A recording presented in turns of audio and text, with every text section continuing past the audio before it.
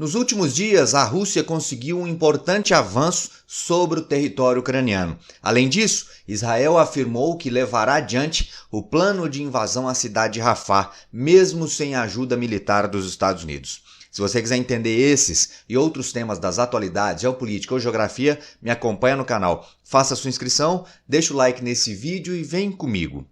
Pessoal, nesta sexta-feira, dia 10, as manchetes trazem isso aqui, ó, dá uma olhada. Rússia abre nova frente em ataque contra a região ucraniana de Kharkiv. Após novo ataque, forças russas avançaram 1 quilômetro perto da cidade fronteiriça de Vovchansk, em um esforço para criar uma zona tampão na região de Kharkiv. Vamos olhar para o mapa para entender melhor. Aqui, ó, só para você situar, em rosa aparecem os territórios atualmente controlados pela Rússia, que abrange aqui a porção leste e também parte do sudeste e sul da Ucrânia. Já nessa região aqui, ó, mais ao norte, essa coloração meio que alaranjada, abrange os territórios que lá no início da guerra a Rússia havia conseguido avançar, mas que os ucranianos recuperaram. E agora, especificamente, a Rússia conseguiu um importante avanço aqui, ó, nessa região que engloba a área de Kharkiv.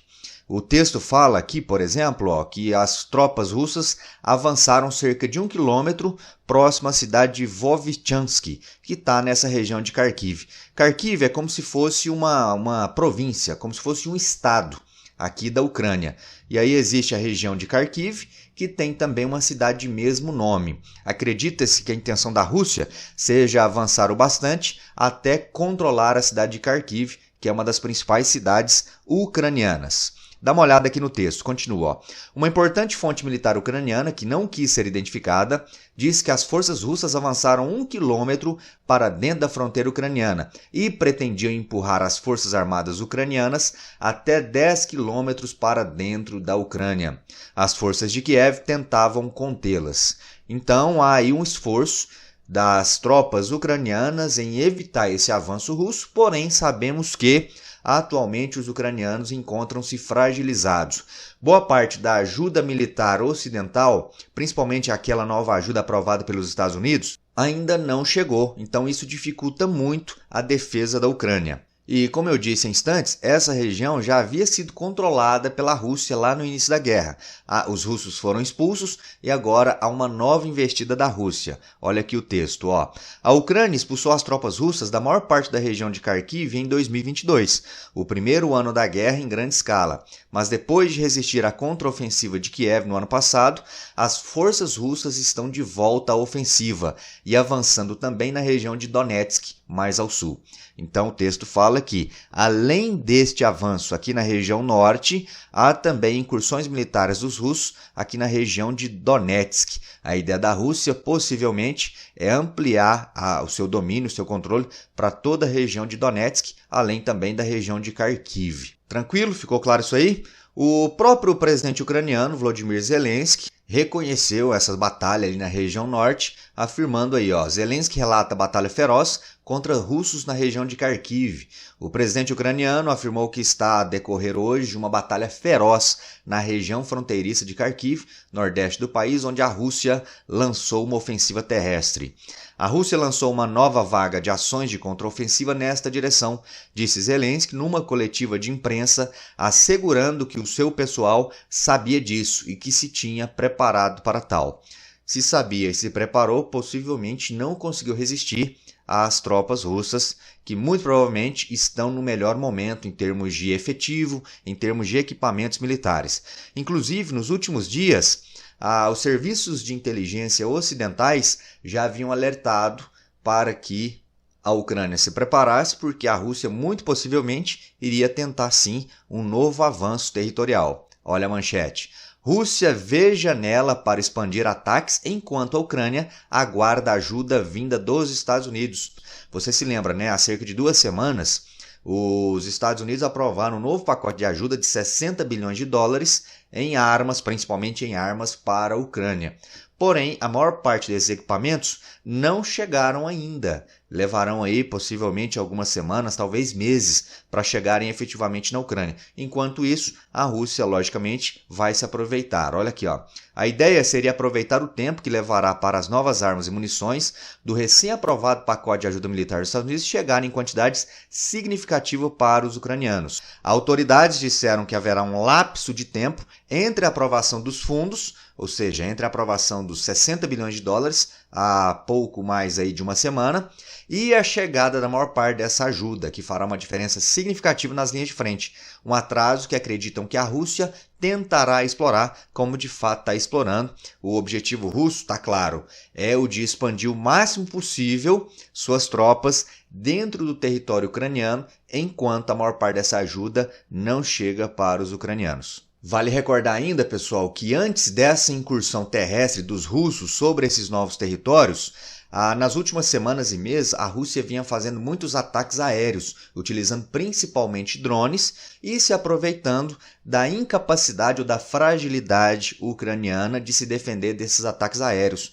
Muitos afirmam que quando os aviões F-16 chegarem de fato para a Ucrânia possa talvez equilibrar um pouco mais essa disputa, esses ataques aéreos que a Rússia vem fazendo e que vem tendo uma grande vantagem sobre a Ucrânia. Beleza isso aí? Tranquilo? Compreendeu a ideia? E além dessa questão envolvendo o conflito entre Rússia e Ucrânia, é importante falar também sobre a postura de Israel diante do anúncio feito ontem pelo presidente dos Estados Unidos, Joe Biden, de que não forneceria mais, pelo menos não momentaneamente, armas para Israel, temendo que a incursão sobre Rafah pudesse gerar aí uma grande mortandade de civis. E aí, quando Biden fez esse anúncio, Israel reagiu. Dá uma olhada. Israel reage à decisão dos Estados Unidos e diz que tem munição suficiente para invadir Rafah. Washington suspendeu o envio de 3.500 bombas a Tel Aviv. Mais de 80 mil civis já fugiram da cidade em Gaza. Olha só aqui o pronunciamento dos governantes israelenses. O porta-voz das Forças Armadas de Israel, Daniel Hagari, disse na quinta-feira que o exército do país tem munição suficiente para invadir Rafah e realizar outras operações já planejadas. Além do porta-voz das Forças Armadas, o primeiro-ministro Netanyahu também se pronunciou. Em pronunciamento na quinta, Netanyahu fez uma crítica velada a Biden. Abre aspas porque ele disse, se tivermos que estar sozinhos, então estaremos sozinhos. Disse sem mencionar os Estados Unidos ou o presidente americano diretamente. Se necessário, lutaremos com nossas unhas. Mas temos muito mais do que isso e com força de espírito e ajuda de Deus, seremos vitoriosos. Então está muito claro aí a divisão, a cisão que há entre os dois governantes. Por mais que Estados Unidos e Israel sejam historicamente estados aliados, está claro também que os atuais governos dos dois países não estão falando a mesma língua. Tem aí posicionamentos divergentes sobre a forma como Israel deveria atuar no combate ao Hamas. E aí, só para lembrar, sempre importante você ter clara essa noção cartográfica, a ideia de Israel é promover uma invasão aqui sobre Rafah. Rafah, que é a cidade mais ao sul da faixa de Gaza, já na fronteira com o Egito. Segundo Israel, é em Rafah onde está o último reduto do Hamas e onde estariam também as pessoas ainda mantidas reféns pelo grupo radical islâmico Hamas. Então Israel defende que é necessário invadir militarmente Rafah para desmobilizar definitivamente o Hamas. O problema é que desde que teve início a contraofensiva israelense contra o Hamas na faixa de Gaza, você se lembra que os ataques ou a defesa de Israel contra os ataques feitos pelo Hamas começou aqui pela região norte. E aí, à medida que os militares israelenses avançavam sobre a faixa de Gaza do norte para o sul, o que a população civil foi fazendo? A população foi se refugiando mais ao sul. Então hoje, mais de 1 milhão de palestinos estão aqui em Rafah. Então o grande medo dos Estados Unidos e daqueles que criticam a atuação de Israel é de que uma ação militar de grandes proporções em Rafah vai, mais uma vez, promover uma verdadeira carnificina, com milhares de civis mortos, aumentando ainda mais o drama da população palestina que vive naquela região. Então daí as críticas feitas não só pelos Estados Unidos, mas também por muitos outros governantes mundo afora sobre a forma como as Forças Armadas israelenses vêm agindo aí contra o Hamas nessa região. Mas aí quero saber o que você pensa sobre tudo isso que eu acabei de dizer. Israel deve invadir Rafah mesmo com o risco de um elevado número de mortes de civis?